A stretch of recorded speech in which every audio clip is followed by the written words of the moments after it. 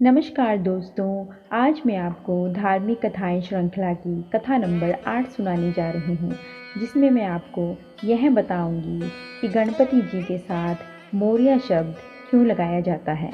तो आइए कथा की शुरुआत करते हैं, पर कथा सुनने के पहले कृपया वीडियो को लाइक, शेयर और चैनल को सब्सक्राइब करना ना भूलें। इन दिनों चारों तरफ एक ही जयकारा गूंज रहा है, गणपति बप्पा मोरया, मोरया रे मोरया। तो दोस्तों, आज मैं आपको बताती हूँ कि यह मोरया शब्द क्या है। मौर्य वंश से इसका कोई ताल्लुक है या गणपति का ही यह कोई नाम है। इस मौर्य शब्द के पीछे का इतिहास बिल्कुल ही अलग है। इसका मौर्य वंश से कोई संबंध नहीं है। मुझे यकीन है कि आपके लिए भी यह जानकारी नई ही होगी। गणेश चतुर्थी से गणेश विसर्जन तक मोरया गुंजन की धूम रहती है। गणपति बप्पा मोरया, मंगल मूर्ति मोरया, पुष्यवर्षी लव करया, अर्थात हे मंगलकारी पिता, अगली बार और जल्दी आना। मालवा में इसी तर्ज पर चलता है, गणपति बप्पा मोरया, 4 लड्डू चोरिया, एक लड्डू टूट गया, ना गणपति बप्पा घर आ गया। गणपति बप्पा से जुड़े इस मोरया नाम के पीछे का राज है एक गणेश भक्त। कहते हैं कि 14वीं सदी में पुणे के समीप चिंचवड़ में मोरया गोस्वामी नाम के सुविख्यात गणेश भक्त रहते थे। चिंचवड़ में इन्होंने कठोर गणेश साधना की। कहा जाता है कि मोरया गोस्वामी ने यहाँ जीवित समाधि ली थी। तभी से यहाँ का गणेश मंदिर देश भर में विख्यात हुआ और गणेश भक्तों ने गणपति के नाम के साथ मोरया के नाम का जय घोष भी शुरू कर दिया। यह तो हम जानते हैं कि भारत में देवता ही नहीं, भक्त भी पूजे जाते हैं। आस्था के आगे तर्क, ज्ञान, बुद्धि जैसे उपकरण काम नहीं करते। आस्था के सूत्रों की तलाश इतिहास के पन्नों पर नहीं की जा सकती। आस्था में तर्क बुद्धि नहीं, महिमा प्रभावी होती है। प्रथम दृष्टया तथ्य तो यही कहता है कि गणपति बप्पा मोरया के पीछे मोरया गोसावी ही है। दूसरे तथ्य यह कहता है कि मोरया शब्द के पीछे मोर गांव के गणेश हैं। मोरया गोसावी के पिता वामन भट्ट और मां पार्वती बाई 16वीं सदी मतांतर से 14वीं सदी में कर्नाटक से आकर पुणे के पास मोर गांव नाम की बस्ती में रहने लगे। वामन भट्ट परंपरा से गाणपत्य संप्रदाय के थे। प्राचीन काल से हिंदू समाज शैव, शाक्त, वैष्णव और गाणपत्य संप्रदाय में विभाजित रहा है। गणेश के उपासक गाणपत्य कहलाते हैं। इस संप्रदाय के लोग महाराष्ट्र, गोवा और कर्नाटक में ज़्यादा हैं। गाणपत्य मानते हैं कि गणेश ही सर्वोच्च शक्ति हैं।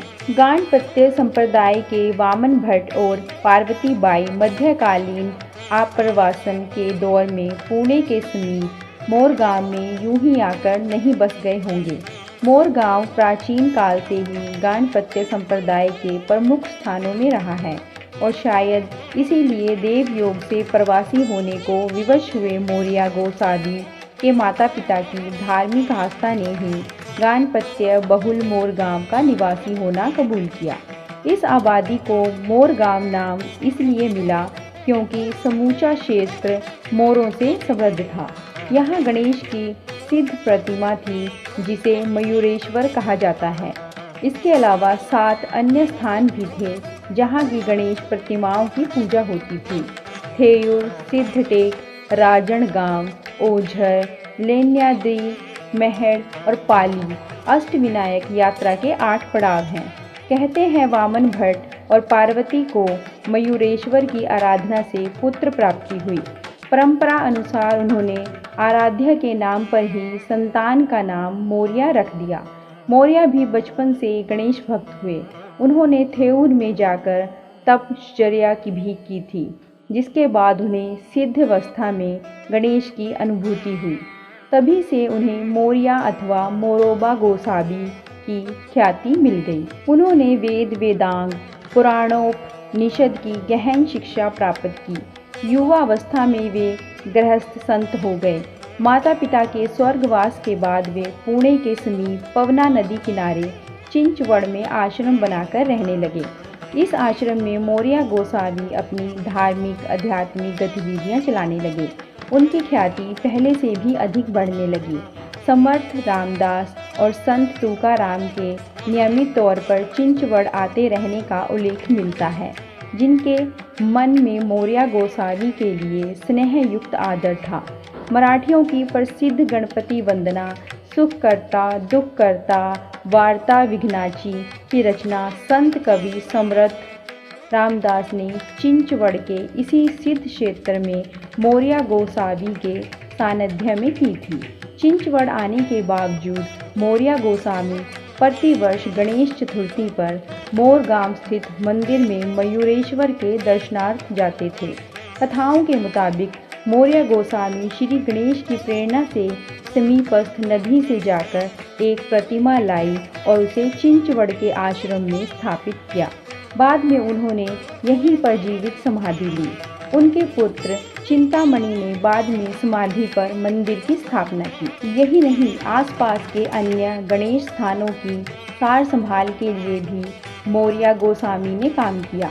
अष्टविनायक यात्रा की शुरुआत भी मौर्य गोसावी ने ही कराई है। इसी कड़ी के प्रथम गणेश मयूरेश्वर ही हैं, अर्थात अष्टविनायक यात्रा की शुरुआत मयूरेश्वर गणेश से ही होती है। गणेश पुराण के अनुसार दानव सिंधु के अत्याचार से बचने के लिए देवताओं ने श्री गणेश का आह्वान किया। सिंधु संहार के लिए गणेश ने मयूर को अपना वाहन चुना और 6 भुजाओं वाला अवतार लिया। मोर गांव में गणेश का मयूरेश्वर अवतार ही है। इसी वजह से मराठी में मोरेश्वर भी कहा जाता है। इसका आधार एक पौराणिक संदर्भ है। उल्लेख है कि शिवपुत्र कार्तिकेय ने तारकासुर का वध किया।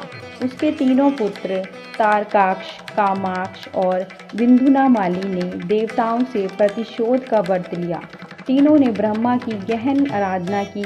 ब्रह्मा ने उनके लिए 3 पुर्यों की रचना की, जिससे उन्हें तिरपारुसर या पुत्र कहा जाने लगा। गाणपत्यों का विश्वास है कि शिव पुत्र होने के बावजूद त्रिपुरासुर वध से पूर्व शिव ने गणेश की पूजा की थी, इसलिए गणपति ही परमेश्वर हुए। दोस्तों, अगर कथा सुनाने का ढंग पसंद आया हो और जानकारी अच्छी लगी हो तो ऐसी अधिक और कथाओं और जानकारियों के लिए कृपया वीडियो को लाइक, शेयर और चैनल को सब्सक्राइब करना ना भूलें। धन्यवाद।